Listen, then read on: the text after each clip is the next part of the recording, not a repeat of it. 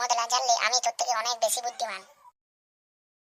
হরে চোদনা, উল্টাপাল্টা কথা বলে দিলেই আমি মেনে নেবো রে ভাই।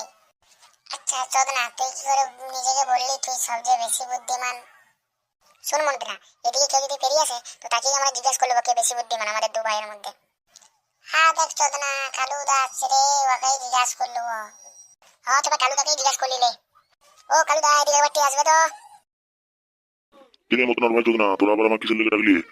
হ্যাঁ দেখো কালুদা, মদনা বলছে আমি বেশি বুদ্ধিমান। হ্যাঁ দেখো কালুদা, চোদনা বলছে আমি বেশি বুদ্ধিমান। তুমি সত্যি কথা বলো কালুদা, আমাদের দুজনকার মধ্যে কে বেশি বুদ্ধিমান? ঠিক আছে রে, আমি ভেবে দেখছি তোদের দুজনের মধ্যে কে বেশি বুদ্ধিমান। বল দেখি মদনা, তোরা বড় লোক না গরিব লোক?